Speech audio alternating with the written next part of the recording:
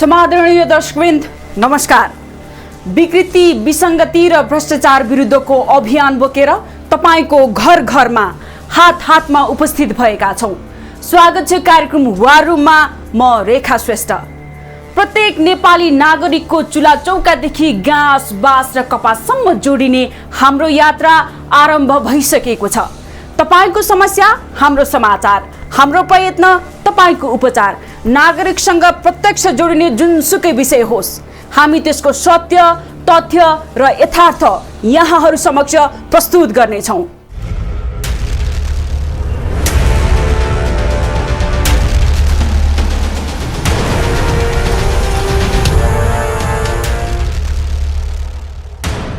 विकासका लागि विनाश भन्ने एक थरी मनोवृत्ति सक्रिय छन्, अर्को थरी अवसरवादीहरू विकासका नाममा ब्रह्मलुट मचाउँदैछन्। प्राकृतिक स्रोत साधनको दोहन गर्नेहरूले त मुलुकलाई खोक्रो नै बनाइसके। राजनीतिको दुष्चक्रमा पिल्सिएको विकास निर्माण कार्य ठेकेदारहरूको कमाउ धन्दाको श्रृङ्खला बनिरहेको छ। एउटै बाटोलाई पटक पटक फरक फरक शीर्षकमा टेन्डर निकालेर राष्ट्रिय ढुकुटी रित्याउने अभियानको पछिल्लो श्रृङ्खला हो कुलेखानी मार्गको चितलाङ थानको सडक मार्ग। 15 महिनामा सम्पन्न गरिसक्नु पर्ने यो सडक निर्माण कार्य 5 वर्षसम्म पनि पुरा हुन सकिरहेको छैन। किन?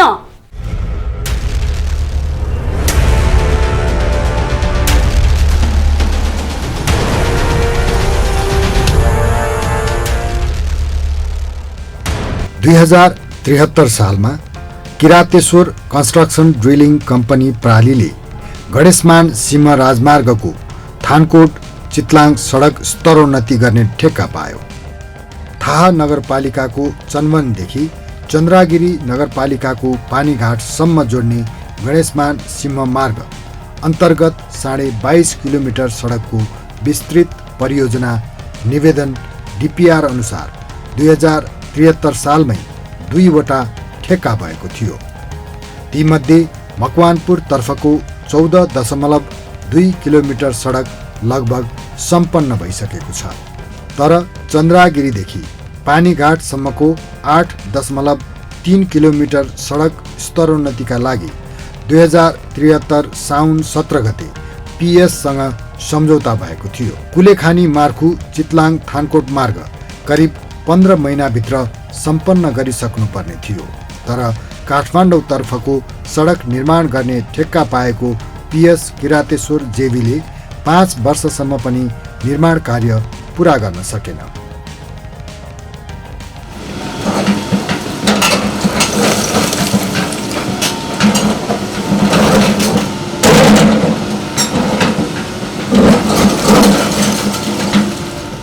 सम्झौता भएको 15 महिनासम्म सक्नुपर्ने यो बाटो निर्माणको लागि अहिलेसम्म 3 पटक म्याद थपिसकेको छ।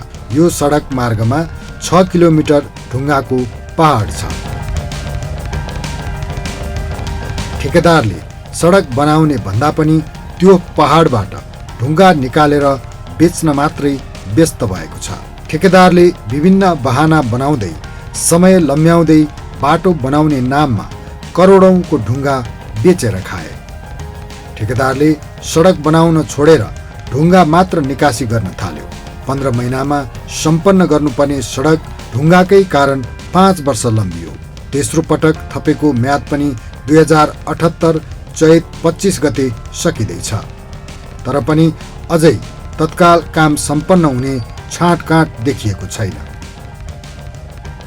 ठेकेदारले सडक बनाउन छोडेर ढुङ्गा मात्र निकासी गर्न थालेपछि सडक बीचमै अलपत्र पर्यो।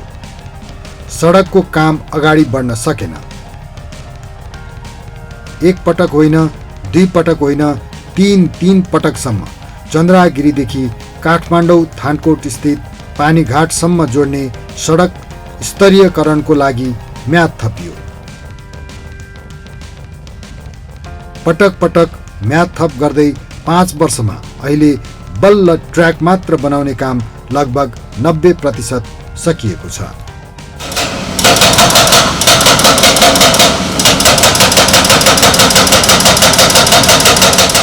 यो मार्ग केन्द्रीय स्तरको आयोजना भए पनि केन्द्रीय सरकारले बागमती प्रदेश सरकारलाई सडक स्तरोन्नतिको जिम्मा दियो।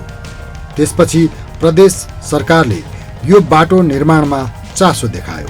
लामो समयसम्म काम अघि नबढेपछि प्रदेशको भौतिक पूर्वाधार विकास मन्त्रालयले 6 महिनाभित्र सडक निर्माण गरिसक्न भन्दै निर्माण कम्पनीलाई निर्देशन दियो। तर बागमती प्रदेशको भौतिक पूर्वाधार विकास मन्त्रालयले सडक निर्माणको लागि चासो देखाए पनि काम भने सन्तोषजनक रूपमा हुन सकेन। त्यति बेला जिल्ला वन कार्यालय काठमाडौँले उत्खनन गरिएका वन क्षेत्रको ढुङ्गा लिलामी गरेको थियो। ढुङ्गा लिलामीको ठेक्का पनि सडक निर्माणको ठेक्का पाएको PS किरातेश्वर जेवीले नै लिएपछि कम्पनीले ढुङ्गा निकासी गर्ने गर्दथ्यो। लगातार 4 वर्षसम्म बाटो बनाउन छोडेर ढुङ्गा मात्र बेच्न थालेपछि जनस्तरमा सर्वत्र विरोध हुन थाल्यो। बाटो धेरै लामो समयदेखि बन्छ भन्दा अब हामी नै लगभग उमेरले पाएको हुने बेला आइसक्यो। खास भन्दाखेरि यो धेरै लामो समय भयो, बन्छ भन्दा नबनेर रोकिरहेको अवस्थामा छ। कारण के भन्दाखेरि ढुङ्गा, यहाँ मान्छेहरू बाटो बनाउन आउने ठेकदारै छैन अहिलेसम्म, खालि ढुङ्गा बेच्नेको हिसाबले मात्र आइरहेछ। जसरी हुन्छ यो डाँडो सिद्धाउने, अब यसले कतिको जोखिम निम्त्याउँदैन भन्ने कुराहरूको चासो खासै दिएको देखिँदैन। यो बाटो बनाउनु आउनुभन्दा पनि यसलाई चाहिँ कसरी विनाश गर्न सक्छ। जस्तै अब देखिरहनु भयो, पहिला कति जङ्गल थियो, त्यो जङ्गल अहिले केही पनि छैन। माटोहरू जथाभावी फालेको अवस्था छ। ढुङ्गा टिपका टिप रात दिन नभनी बेचिरहेको अवस्था छ। यो ढुङ्गाको पैसा कसले लिइरहेछ, कहाँ गइरहेछ, के गरिरहेछ भन्ने थाहा छैन। केही दिन अगाडि चन्दागिरी नगरपालिकाले यसो कर उठायो भन्थ्यो, कति बजेसम्म उठायो भन्ने कुरो पनि यहाँ स्थानीय जानकारी छैन। ढुङ्गा कुनै पनि हालतमा बेच्नु हुँदैन, किनकि यो भोलि यही ठाउँमा युज गर्नुपर्छ। त्यहाँ ढल नालीहरू पर्खालहरू बनाउनु पर्ने अवस्था थियो नि त। त्यो सबैहरू बनाउनु पनि छ है भन्दाखेरि पनि अब यो 65% मैले त सुन्छु 65% बिलो छोडेर 15 करोड 16 करोडको ठेक्का 5 करोडमा गर्छु भनेर आएको भने मतलब जसरी हुन्छ ढुङ्गै बेच्ने खाल्ने भनेर आयो। अब खनिरहेको समय पनि यत्रो समय भइसक्यो, छैन, शून्य छ। बाटो खासै काम भएको अवस्था देखिँदैन। त्यो जस्तो तस्तै नै छ नि त। अहिलेसम्म पनि यत्रो वर्ष भइसक्यो। जङ्गलै विनाश गरेर पनि अब बाटो बढाउनलाई त अलिकति विनाश पनि गर्नुपर्छ। तर त्यसलाई पनि कुन आधारले अब बनाएर कुन आधारले बनाउने हो, अब विकास नबिगारिकन बनाउने कि होइन हेरेर अब कुन बाटो कसरी बनाउँछ त्यो नै थाहा हुन्छ नि त। ढुङ्गाको बारेमा त अब जसको नि आँखा त्यही ढुङ्गामै लाग्दो रहेछ। अब त्यही त हो नि। यहाँको ढुङ्गा हराइराखेको भन्नाले मैले हिजो सुनेको यहाँ चन्द्रगिरीको ढुङ्गा चाहिँ मकानपुर पुगिरहेछ अरे। ढुङ्गा ग्राभिल सबै मकानपुरपट्टि लगाएर खनिरहेछ अरे भन्ने चाहिँ हिजो मात्रै सुने मैले। कसले चाहिँ पुर्याएको भनेर थाहा पाउनु भएको छ, सुन्नु भएको छ? यहाँको ठेकदारहरू, यो ढुङ्गा झार्ने ठेकदारहरू कुरा गर्दै थिए। त्यसपछि चन्द्रगिरी र थाहा नगरपालिकाले निर्माण कम्पनीलाई ढुङ्गा बाहिर बिक्री गर्नमा रोक लगायो। चन्द्रगिरी र थाहा नगरले ढुङ्गा बाहिर निकासीमा रोक लगाएपछि ठेकेदार कम्पनीले बाटो निर्माणको काम रोक्यो। बाटोको काम ठेकेदारले किन रोक्यो भनी सोद्धा बागमती प्रदेश सांसद, उद्योग, पर्यटन, वन तथा वातावरण समितिका सभापति रमा आले मगर यस्तो भन्नुहुन्छ। थानकोट चिप्लाङ सडक अथवा त्यसलाई गणेशमान मार्ग पनि भन्छ। यो गणेशमान मार्ग चाहिँ सुरुको अवस्थामा खास गरी 15 महिनामा यो काम सकाउने भनेर अब टेन्डर गरेको रहेछ। तपाईँलाई अब क्लियरली भन्नुपर्छ, मैले सुरुको अवस्थामा म सहभागिता थिएन। 15 महिनाको लागि ठेक्का सम्झौता गरिसकेपछि कसले कसरी संयोजन गर्यो, कसले कसरी काम सुरु गर्यो र काम किन ढिलाइ भयो भन्ने कुरामा म आफै पनि अनभिज्ञ छु।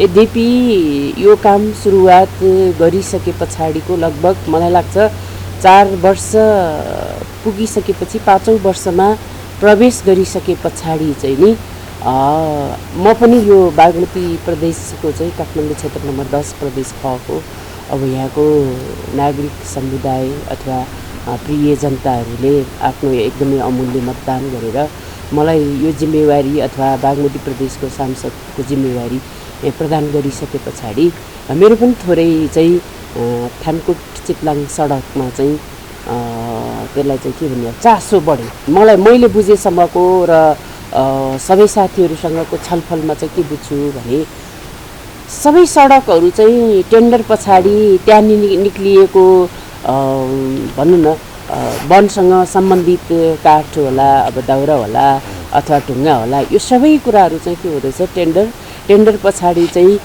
त्यो सबै कुराहरू चाहिँ नि विशेष चाहिँ ढुङ्गा भनौँ न, त्यही नै लगानी गर्ने रहेछ। तर यो सडकको चाहिँ के रहेछ भने टेन्डर पछाडि बाटो खन्दाखेरि निक्लिएका चाहिँ ढुङ्गा अथवा काठ त्यो चाहिँ फेरि पनि टेन्डर गरिदिनु भएछ र त्यो टेन्डर पछाडि चाहिँ के भएछ भने त्यो टेन्डर स्वतः फेरि जसले चाहिँ बाटो चाहिँ बनाउने जिम्मा पायो उसैले त्यो टेन्डर चाहिँ पारेछ र पारिसके पछाडि स्थानीयको र ठेकेदारको बिचमा चाहिँ कस्तो भयो भने यो ढुङ्गा यो बाटोलाई चाहिन्छ भने यो बाटोमै प्रयोग गर्नुपर्छ कि टेन्डर पारे पनि तपाईँले बाहिर बेच्न पाइँदैन भन्ने स्थानीयको माग रहेछ। र त्यसपछि अब ठेकेदार अथवा त्यो नेतृत्व अथवा जिम्मेवारी पाउने साथीले चाहिँ के भन्दो रहेछ भने होइन, मैले बाटोमा प्रयोग गरौँ अथवा चाहिँ मैले चाहिँ बेचौँ, मैले त्यो टेन्डरबाट प्राप्त गरेको ढुङ्गा हो नि त, पदार्थमा चिज हो नि त, त्यसो हुँदाखेरि यसलाई मैले मेरो मन खुसी चाहिँ प्रयोग गर्न पाउनुपर्छ भन्ने चाहिँ बढी त्यसमा चाहिँ टसल अथवा विवाद रहेछ। हामी स्थानीयवासी पनि कामलाई सहजीकरण भन्दा पनि धेरै चाहिँ भनौँ न केही साथीभाइहरू चाहिँ नि अब त्यहाँ चाहिँ नि आफूलाई उपयोगी नहुँदाखेरि चाहिँ त्यसलाई रोक्ने, आफू उपयोगी नहुँदाखेरि त्यसलाई कामलाई बाधा अवरोध पुर्याउने कामहरूमा पनि भएको म आफूले महसुस गरेको छु। तर त्यसलाई चाहिँ प्रक्रियागत हिसाबले छलफल गर्दै यो साना कुराहरू भनेर यसलाई चाहिँ समेट्दै जान त सकिएको छ। तर विशेष चाहिँ ढुङ्गा र त्यसपछि त्यसको बेच्ने प्रक्रियासँग सम्बन्धित नै रहेर लामो समय अड्किएछ भन्ने मेरो चाहिँ बुझाइ हो। र त्यो समस्या समाधान भइहाल्यो त भन्दाखेरि अहिले पनि त्यो समस्या समाधान म आफूले भएको देखाएको छैन। स्थानीयवासीको हिसाबले गोदाम पानीघाटको साथीभाइहरूसँग यो विषयवस्तुमा मैले छलफल गरेँ र दोस्रो चितलाङपट्टिको विशेष चाहिँ अब पूर्व संविधान सभाको चाहिँ सदस्य सुभाष ठकुरी, त्यसपछि त्यहाँको चाहिँ अब नेतृत्व गरिरहनु हुने चाहिँ बुद्धरत्न मानन्दरसँग यो विषयवस्तुहरूमा कुराकानी गरिसके पछाडि यसको चुरो चाहिँ अब हिजो सङ्घीय सरकारमा यसको नीड थियो अथवा सङ्घीय सरकारले यसलाई लिड गर्थ्यो भने अब अहिले व्यवस्थापन गर्नको लागि बागमती प्रदेश सरकारमा किन रोक्यो ठेकेदारले काम? के थियो सम्झौता?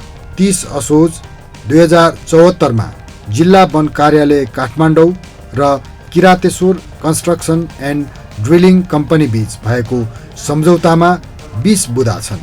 सम्झौतामा सडक खन्दा 22,972.67 घनमिटर भन्दा बढी ढुङ्गा निस्किएमा प्रति इकाइ दर अनुसार थप रकम बुझाउनु पर्ने, तर सोभन्दा कम परिमाणमा निस्किए पनि कबुल गरिए अनुसार दाखिला गरिएको रकम फिर्ता नहुने शर्त छ। त्यस्तै लिलाममा चढेका ढुङ्गा सहित अन्य पैदावारहरू जहाँ जे जस्तो अवस्थामा छ सो संलग्न गरी आफ्नै खर्चमा उठाइ लैजानु पर्ने सम्झौताले भनेको छ। सम्झौताको बुँदा नम्बर 7 मा हाल काम भइरहेको थानकोट 2500 मिटरदेखि चन्द्रागिरी 8700 मिटर बीच सडक निर्माणमा प्रयोग हुने ढुङ्गा बाहेक मात्र घाट गद्दीबाट लैजाने स्पष्ट पारिएको छ। यसले सडकमा प्रयोग हुने ढुङ्गाबाट बाँकी मात्र लैजानु पर्नेमा जोड दिएको छ। तर लामो समयको विवादपछि चन्द्रागिरी नगरपालिका, थाहा नगरपालिका र ठेकेदार पक्षबीच त्रिपक्षीय सम्झौता भयो। बागमती प्रदेश सांसद, उद्योग, पर्यटन, वन तथा वातावरण समितिका सभापति रमा आलेमगरको संयोजकत्वमा 9 सदस्यीय सरोकार समिति पनि गठन गरियो। त्रिपक्षीय सम्झौतामा के छ? लिलामबाट निस्केका पैदावारको राजस्व बाहेक अन्य करहरू ठेकेदारले नै आफ्नो तर्फबाट बुझाउनु पर्ने पनि सम्झौतामा उल्लेख छ। यस अनुसार ठेकेदारले राजस्व बाहेक चन्द्रागिरी नगरपालिकालाई प्रति टिप रु 5000 र चन्द्रागिरीको स्थानीय संस्थालाई रु 1500 प्रति टिपरको दरले बुझाउनु पर्नेछ। दिनमा 100 टिप ढुङ्गा ग्राभेल बाहिर जान्छ, तर चन्द्रागिरी नगरपालिकाले 1 वर्षभित्र ढुङ्गाबाट 34,55,000, ग्राभेलबाट 3,02,500 र माटोबाट 1200 रुपियाँ मात्र राजस्व सङ्कलन गरेको रेकर्ड छ।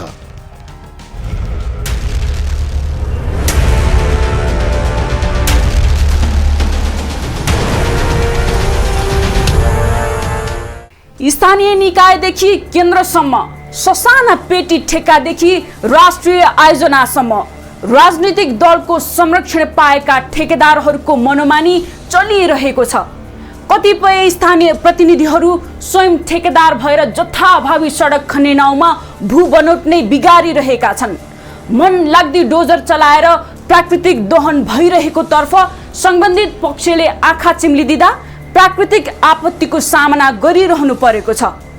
प्राकृतिक स्रोत साधनको गैर कानुनी दोहनबाट भइपरि आउने विपत्तितर्फ बेलैमा ध्यान नपुर्याउने हो भने अझै बढी विपत्तिको सामना गर्नुपर्ने दिन टाढा छैन।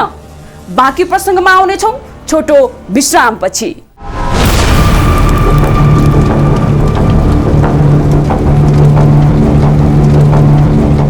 एउटा केन्द्रीय स्तरको आयोजना, त्यो पनि सङ्घीय राजधानीको सिंहदरबारबाट छर्लङ्ग देखिने ठाउँ गाउँ यस्तो सुगम र राज्यको प्रत्यक्ष पहुँच पुग्ने आयोजना समेत यसरी लथालिङ्ग अवस्थामा पारिन्छ भने दूरदराजको विकास निर्माणको अवस्था कस्तो होला? राज्यको ढुकुटी रित्याउने र मनोमानी ढङ्गले ठेक्का पट्टा दिने अनि त्यसको अनुगमन पनि नगर्ने सरकारी निकाय निकम्मा मात्र होइन, भ्रष्टहरूको अखडा बनिसक्यो। ठेकेदार र सरकारी निकायको मिलिमतो अनि राजनैतिक दलको संरक्षणले गतिहीन बनेको कुलेखानी मार्खु चितलाङ थानको सडक खण्डको दुरावस्था यस्तो छ। लिच्छवी कालदेखि नै काठमाडौँबाट तराई जान चन्द्रागिरी डाँडो पार गर्दै चितलाङ भएर जानु पर्दथ्यो। त्यति बेला भीमफेदी, कुलेखानी, मार्खु, चितलाङ हुँदै काठमाडौँमा गाडी बोकेर यही बाटोबाट लैजाने गरिन्थ्यो। काठमाडौँमा मोटर ल्याउन वीरगञ्जदेखि मकवानपुरको तत्कालीन सदरमुकाम भीमफेदीसम्म सडक खनिएको थियो। भीमफेदी बाटो भने वरपरका गाउँका तन्नेरीहरूका सयौं काँध चढेर काठमाडौँ भित्रिन्थ्यो मोटर। 2013 सालमा त्रिभुवन राजपथ निर्माण भएसँगै काँधमा गाडी बोक्न छाडिएको थियो। स्थानीयले विक्रम सम्वत 2018 देखि 2022 सम्म गाडी बोक्ने गोरेटोलाई जनश्रमदानबाट चितलाङ थानकोट मार्गको निर्माण गरेका थिए। सरकारले 2062 सालदेखि यो सडक निर्माण सुरु गरेको हो। किरातेश्वर कन्स्ट्रक्सन ड्रिलिङ कम्पनी प्रालीले 2073 सालमा थानकोट चितलाङ सडक स्तरोन्नति गर्ने ठेक्का पायो। सडक 9-14 मिटर बनाइएको छ। सडक स्तरोन्नतिको नाममा कानून विपरीत वन क्षेत्रमा अत्याधिक दोहन भएको छ। थानकोटको गोदामदेखि चितलाङसम्मको 8.3 किलोमिटर कच्ची सडकलाई स्तरोन्नति गर्ने क्रममा जथाभावी रूपमा डाँडो काट्ने र माथिबाट मनलाग्दी ढुङ्गा गुडाउँदा हजारौं रुखको विनाशसँगै डाँडा नाङ्गै हुन पुग्यो। यति मात्र होइन, बाटो बनाउनु भन्दा पनि ढुङ्गा झिक्न अन्धाधुन्दा डोजर चलाइयो, जसकारण पुरै डाँडो कतिखेर झर्ने थाहै छैन। वातावरणीय पक्षलाई ख्यालै नगरी भिरमा जथाभावी डोजर चलाउँदा वर्षायामको समयमा त्यहाँबाट बग्ने ढुङ्गा, माटो, गेगर र लेदोले डाँडै मुनि रहेको बस्तीका मानिसहरूले ढिलो चाँडो ठूलो क्षति भोग्नु पर्नेछ। पटक पटक स्थानीयवासीले खबरदारी गर्दा पनि त्यसको कुनै सुनुवाई हुन सकेन। जुकाले मुख ठाडो बनाए झैं ढुङ्गा बेचेर खान पल्केका कर्मचारी, जनप्रतिनिधि, त्यहाँका टाठा बाठा र राजनीतिक दलका नेता कार्यकर्ताहरू नै ठेकेदारको संरक्षण गर्नतर्फ लागे, जसले गर्दा वर्षायाममा डाँडो नै खसेर त्यस वरपर रहेका बस्ती नपुरिएला भन्न सकिँदैन। जोखिम ठुलो छ यसमा।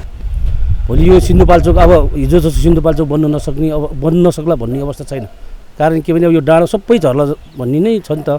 यसलाई त रोकथाम गरेर बाटो खनिरहँदाखेरि त्यहाँ आएको ढुङ्गा माटोलाई चाहिँ गाडीमा उठाएर लगेर चाहिँ फ्याँक्ने भन्ने उनीहरूको थियो, तर त्यो गरेको अवस्था छैन। जङ्गलमै खसालिरहेको अवस्था छ नि त। अब यसले कतिको जोखिम निम्त्याउँछ निम्त्याउँदैन भन्ने कुराहरू सम्बन्धित निकाय ध्यान दिनुपर्ने थियो। तर सम्बन्धित निकाय सबैलाई अब नेपालको सिस्टम थाहा छ नि त, मिलाउने, खाने, लैजाने। मैले अघि पनि भनिसकेँ कतिको जोखिम छ के छ भन्ने कुरा भन्नु पनि जरुरी छैन। यसो हेर्दाखेरि त्यो डाँडै कतिखेर झर्ला जस्तो, कतिखेर आएर थित्ला जस्तो। अब अस्ति पनि त अब हामीले 2-4वटा फोटोहरू प्रसारित गरेको थियौँ, त्यो पुरा बाढी आउला जस्तो टाइपको पुरा हिलो माटो लिँडो आएको फोटोहरू पनि देखाएको थियौँ होइन। त्यही भएर जोखिम धेरै रूपमा यो बस्तीको लागि जोखिम भइसकेको अवस्था छ। अहिले पनि यसलाई नरोक्ने, यसलाई चाहिँ यो ढुङ्गालाई चाहिँ सही ठाउँमा सदुपयोग नगर्ने हो भने यसले ठुलो चाहिँ एउटा दुर्घटना निम्त्याउन सक्छ। समयमै सचेत हुन चाहिँ म चन्द्रागिरी नगरवासीलाई, यहाँको मेयरलाई, स्पेसली मेयरलाई घनश्याम गिरीलाई म विशेष रूपमा अनुरोध गर्न चाहन्छु कि यो छिटोभन्दा छिटो समाधान गर्न के कसरी चाहिँ यसलाई चाहिँ पहल कदमी लिनुहोस् भन्ने चाहिँ म अनुरोध गर्न चाहन्छु। टेन्डर ठेक्का प्रक्रिया आह्वान गरिरहँदाखेरि के भन्ने उल्लेख त होला नि त, पक्कै पनि त केही न केही उल्लेख छ। त्यतिकै त होइन त्यो टिपरले माटो लिएर गएर फ्याँक्ने भन्ने छ, खोइ त फ्याँकेको छ त अवस्था छैन नि त। त्यही भिर परेमा त खन्याएको अवस्था छ नि त, त्यही भएर त अहिले विनाश भयो त। त्यो सिधै जहाँ खनि त्यहीँबाट गुरुनी भन्ने थियो नि, ढुङ्गा त भिरपाखा गुरुनी भन्ने त थिएन, त्यसलाई टिपरमा लगेर 2-3 किलोमिटर पर लगेर व्यवस्थित गर्ने भन्ने छ नि त। त्यो गरेको अवस्था पनि छैन, अहिले भट्टाबाट बेचेको अवस्था छ नि त। त्यो हिसाबले चाहिँ भन्ने हो भने त अब मैले अघि नै भने त्यो टेन्डर आह्वान गर्दाखेरि नै त एउटा त्यो उसले सबै नर्म्सहरू हुन्छ नि त, त्यो नर्म्समा टेकेर गरेछ कि छैन भन्ने हेर्ने निकाय त सम्बन्धित निकाय हो नि त। त्यो हेरिसकेको अवस्था चाहिँ छ। माथि पहिरो गइरहेको छ, हामी मुनबाट छ, अब डर त लाग्छ, पानी आउँछ त्यतिखेर चाहिँ धेरै डर लाग्छ। हामीलाई यस्तो संरक्षण गरिदिनु, यस्तो माटो जग्गा नफालिदिनुहोस्, खुलेकै राम्रो हुन्छ जस्तो लाग्छु होइन। अब नखुलाएर राख्दा चाहिँ अब दुःख बिरामी हुन्छ, डाँडा पल्लो पटेको मान्छेलाई यसो एम्बुलेन्सहरूमा ल्याउनुलाई पनि गाह्रो हुन्छ। चलिरह्यो भने एम्बुलेन्स छिटो हुन्छ, अनि अब चलेन भने त फर्मिङ भएर कुमाएर लाँदा चयल भएर कुमाएर लाँदा अलिक टाइम लाग्छ, यताबाट छिटै हुन्छ भन्ने चाहिँ धारणा त्यो लाग्छ। स्थानीयवासीहरूले पटक पटक सरकारवालाहरूको ध्यानाकर्षण गराउन खोजे, तर केही कतै पनि उनीहरूको आवाज सुनवाई हुन सकेन। के भन्छन् सरकारवाला व्यक्तिहरू, सुन्नुहोस्। भन्न सकिँदैन, त्यो त प्राकृतिक चिज न हो होइन। त्यो कसले हामीले त त्यसलाई रोकेर नियन्त्रण गरेर त सम्भव त छैन नि। त्यो त झर्न सक्छ, भोलि समस्या हुन सक्छ। माथि पानीघाटको त्यो चोकदेखि तामाङहरूको चाहिँ च्यानदेखि माथि बाटो फराकिलो बनाउँदै गएको छ। बाटो फराकिलो बनाउने क्रममा अब मान्छेले बनाउन सकिँदैन, डोजर स्वाभाविक रूपमा चलाउनुपर्छ। डोजर चलाएको छ। अब यो डोजर चलाउँदाखेरि चाहिँ नि कस्तो हुन्छ भने पहाड कमजोर हुन्छ, भोलि पहिरो आउँछ, त्यसले गर्दाखेरि तल बस्ती छ, त्यसलाई चाहिँ प्रभाव पार्छ भनेर भन्नुभन्दा पनि बाटो बनाउने विकास निर्माणको कामलाई अगाडि बढाउनुपर्छ। स्वाभाविक रूपमा कुनै पनि विकास निर्माणको कामहरूलाई अगाडि बढाउनको लागि केही चिजहरू मासिन्छ र मास्नु पनि पर्छ, मास्नुपर्छ होइन भने विकास निर्माणको कामहरूलाई अगाडि बढाउनै हुँदैन होइन। विकास निर्माणलाई अगाडि बढाउनुपर्छ। हो, पक्कै पनि विकास हुँदा विनाश त हुन्छ, तर थोरै विकास हुँदा धेरै विनाश हुन पुगेको छ यतिखेर चन्द्रागिरीमा। हामीले बाटो बन्न हुँदैन भन्न खोजेका होइनौं, बाटो चाँडो भन्दा चाँडो बन्नुपर्छ, तर बाटो बनाउने नाममा प्राकृतिक स्रोत र साधनको दोहन गरिनु हुँदैन। बाटो बनाउने नाममा व्यक्तिको धन जनसँग खेलवाड गर्न मिल्दैन। EI रिपोर्टलाई धोती लगाउँदै आफ्नै हिसाबले दिनहुँ त्यही बसी डोजर चलाउँछन् मकवानपुरका संविधान सभा सदस्य सुभाष चन्द्र ठकुरी। बाटो बनाउने नाममा भिरबाट जता पाए त्यही ढुङ्गा माटो गेगर फालिदिने, ढुङ्गा जिक्न जताततै डोजर चलाउँदा त्यसको असर देखिन थालिसकेको छ। गत वर्षको वर्षायाममा आएको बाढीले त्यस क्षेत्रको ढुङ्गा माटो रुख बगाएर तल बस्तीमा पुर्यायो, जसकारण चन्द्रागिरी नगरपालिकाको अधिकांश भूभाग डुब्न पुग्यो, करोडौंको क्षति भयो। तर पनि नगर र नगरवासीको यसतर्फ पटक्कै ध्यान जान सकेन। कुनै अध्ययन र योजना बिना डोजरले खोस्रेका सडक विनाशकारी बन्दैछन्।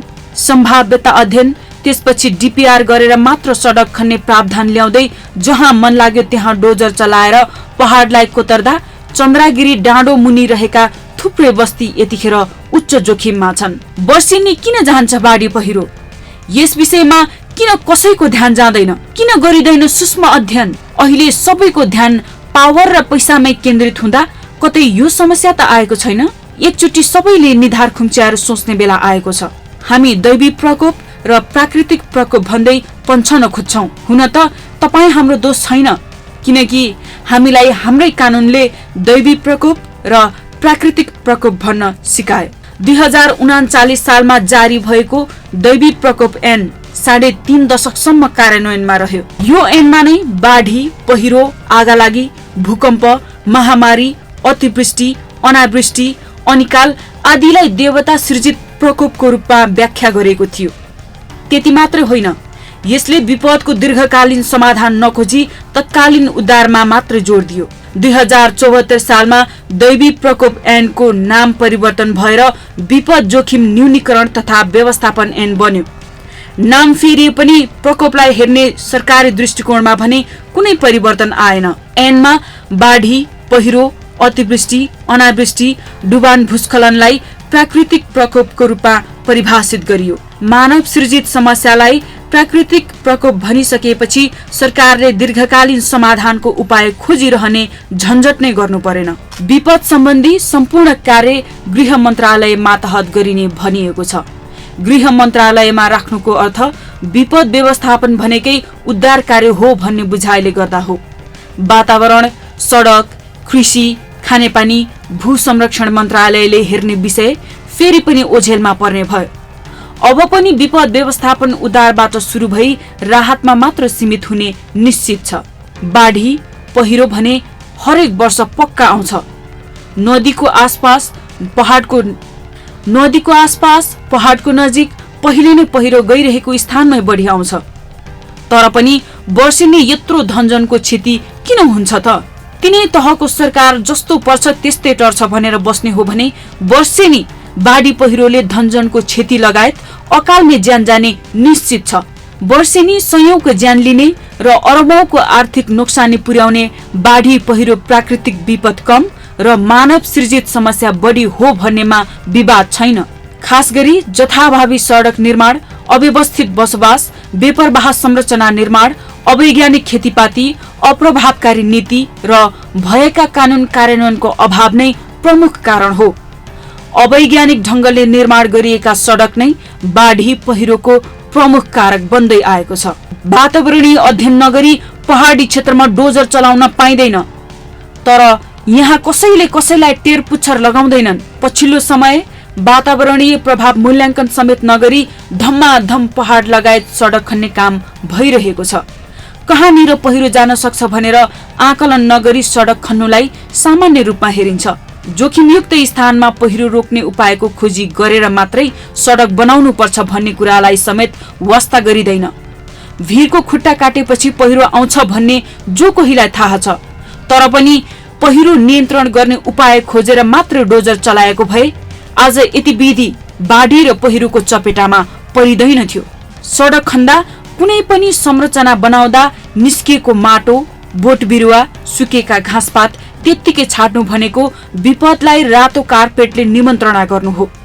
एक त डोजरले पहाडको स्लोपलाई काटेर पानी बहाव तीव्र बनाउँछ, अर्कोतिर भौतिक संरचना निर्माण गर्दा र बाटो बनाउने क्रममा जथाभावी फालिने माटो पानी परेपछि लेदो बनेर बग्न थाल्छ, जसले गर्दा तल्लो तटीय क्षेत्रमा विनाश गर्छ। सडक वा ठूलो संरचना निर्माणका लागि जमिन खन्नु भनेको हाम्रो शरीरबाट छाला निकाले जस्तै हो। शरीरबाट छाला निकाल्दा इन्फेक्सन भए जस्तै जमिनको छाला निकालिदिएपछि पहिरो आउनु स्वाभाविक नै हो। हाम्रो अभियान बिग्रेको, भत्केको र नकारात्मक विषयमा उठान गर्ने मात्र हुँदै होइन। हामी चाहन्छौँ मुलुकको चौतर्फी विकासको तारिफ गर्दा गर्दै हामीलाई थकाइ लागोस्। जताततै सकारात्मक र मन प्रफुल्ल हुने समाचार सम्प्रेषण गर्न सकौं। सरकार र राजनीतिक दलका प्रतिनिधिहरूको प्रशंसा गर्दा गर्दै समय बितोस्। तर समादरणीय दर्शकवृन्द, हाम्रो सपनामै सीमित होला जस्तो भइसक्यो। न त सरकार संवेदनशील बन्छ, न त स्थानीय निकायका जनप्रतिनिधि नै जिम्मेवार देखिन्छन्। राजनीतिक दलका नेता र कार्यकर्ता त तिनै राज्य दोहन गर्ने ठेकेदारहरूकै मेजमानी खानमै व्यस्त छन्। अब तपाईँ आफै भन्नुहोस्, यो राज्य विनाशको कार्य टुलु हेरेर बसिरहने कि अब त अति भो भनेर जागरुक हुने? निर्णय तपाईहरूको। तपाईका वरपर छरछिमेकमा अनियमितता, कुरीति र भ्रष्टाचारका घटनाहरू भइरहेका छन् भने हामीलाई खबर गर्नुहोस्। हामी तपाईहरूले दिनुभएको सूचनाका आधारमा विकृति, विसङ्गति र भ्रष्टाचार निर्मूल पार्ने अभियानमा सक्रिय रहिरहनेछौँ। तपाईले दिने सूचनाको स्रोत हामी गोप्य राख्नेछौँ। आउनुहोस्, राष्ट्र निर्माणको हाम्रो सञ्चार अभियानमा एकबद्ध बनौँ। आजलाई वार रुम यति नै। अर्को नयाँ विषयका साथ उपस्थित हुनेछौँ। हामीलाई हेर्दै रहनुहोला। नमस्कार।